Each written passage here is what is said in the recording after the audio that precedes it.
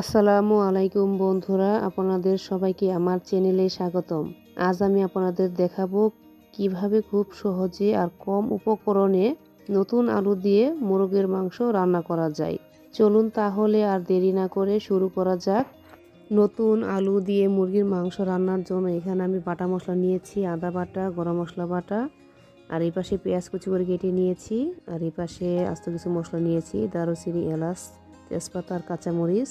আর এই পাশে নতুন আলুটা খোসাটা ছাড়িয়ে ভালো করে ধুয়ে নিয়েছি পরিমাণ মতো। আর এই পাশে দেশি মোরগের মাংস আমি নিয়েছি পরিমাণ মতো, ভালো করে কেটে ধুয়ে পরিষ্কার করে নিয়েছি। আর রান্নাটা তৈরি করতে যা যা উপকরণ লাগবে এখানে কিন্তু সবগুলো উপকরণই রেডি করা হয়ে গিয়েছে। রান্নাটা করার জন্য চুলায় কড়াই বসিয়ে দিয়েছি। এখন পরিমাণ মতো তেল দিয়ে দিলাম। তেলটা গরম হয়ে গিয়েছে, কেটে রাখা পেঁয়াজ কুচি দিয়ে দিলাম ভাজার জন্য।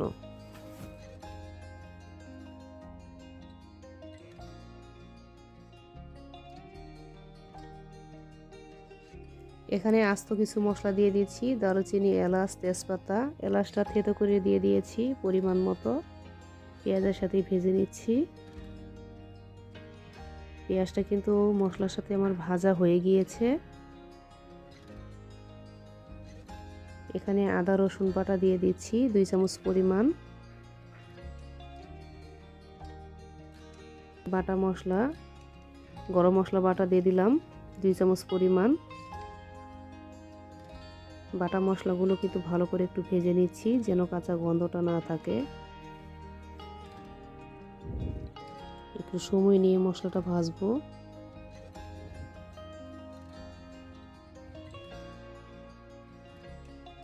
বেটে রাখা মশলাটা কিন্তু ভালো করে ভাজা হয়ে গিয়েছে। এখানে স্বাদ মতো মশলা দিয়ে দিচ্ছি।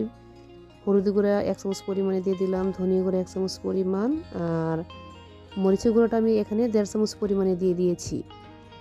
ঝালটা কিন্তু স্বাদ মতোই দিয়ে দিয়েছি। আর লবণটা এখানে আমি 1.5 চামচ পরিমাণে দিয়ে দিলাম, লবণটাও স্বাদ মতোই দিয়ে দিয়েছি। আর সবগুলো মশলা কিন্তু পরিমাণ মতোই দিয়ে দিয়েছি যতটুকু পরিমাণে রান্নাটা তৈরি করে নিয়েছি। আর মশলাগুলো কিন্তু আমার স্বাদ মতোই আমি এখানে ব্যবহার করেছি। এখন সবগুলো মশলা ভালো করে আর একটু সময় নিয়ে ভাজবো।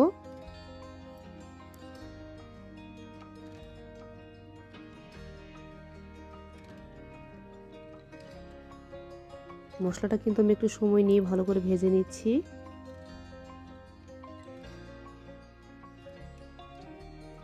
মশলাটা কিন্তু ভালো করে ভাজা হয়ে গিয়েছে। একটু সময় নিয়ে কিন্তু আমি ভালো করে মশলাগুলো ভেজে নিয়েছি। আর এখানে ধুয়ে রাখা মুরগির মাংসগুলো দিয়ে দিলাম, আর কেটে রাখা আলুগুলো দিয়ে দিলাম একসাথেই। মশলার সাথে মাংস আর আলুটা ভালো করে মিক্স করে নিচ্ছি।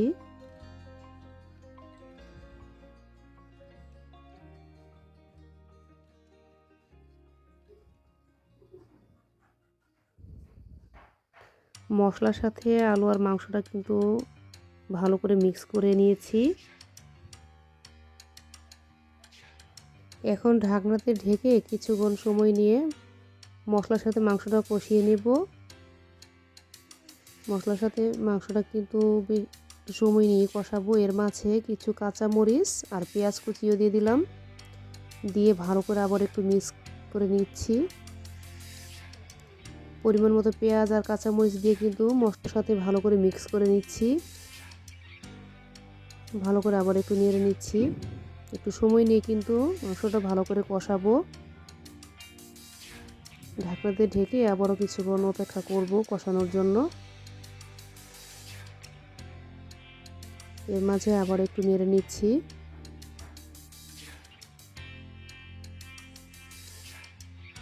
মশলার সাথে মাংসর আলুটা কিন্তু আমি একটু সময় নিয়ে ভালো করে কষিয়ে নিয়েছি। কষানোর মধ্যে কিন্তু মাংসটা অনেকটাই সেদ্ধ হয়ে গিয়েছে।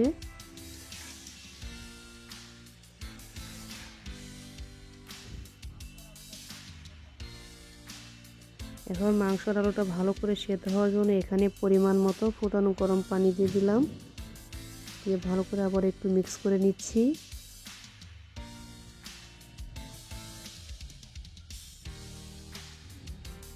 এখন মাংসর আলুটা ভালো করে সেদ্ধ হওয়ার জন্য আরও কিছুক্ষণ অপেক্ষা করব। আর ঢাকনাটা খোলা রেখে কিন্তু রান্নাটা এখন করে নেব। যেহেতু একটু সময় নিয়ে কিন্তু আমি একটু ভালো করে কষিয়ে নিয়েছিলাম। আর এখানে যতটুকু পরিমাণে পানিটা দিয়েছি ততটুকু পরিমাণ পানিতে কিন্তু মাংস আলুটা ভালো করে সেদ্ধ হয়ে যাবে। আর এই পর্যায়ে মাংস আলুটাও কিন্তু ভালো করে আমার সেদ্ধ হয়ে গিয়েছে। বাগার দেওয়ার জন্য চুলায় আরেকটি তাওয়া বসিয়ে দিয়েছি।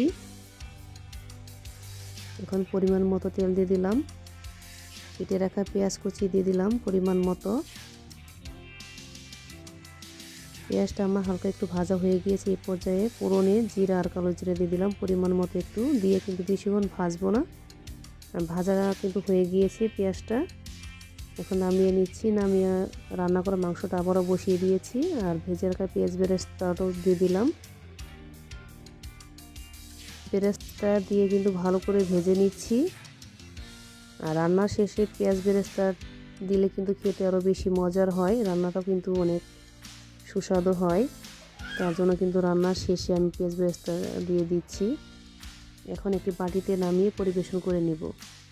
তো বন্ধুরা, এই ছিল আজকের নতুন আলু দিয়ে মোরগের মাংস রান্নার রেসিপি। আশা করি রেসিপিটা আপনাদের ভালো লেগেছে।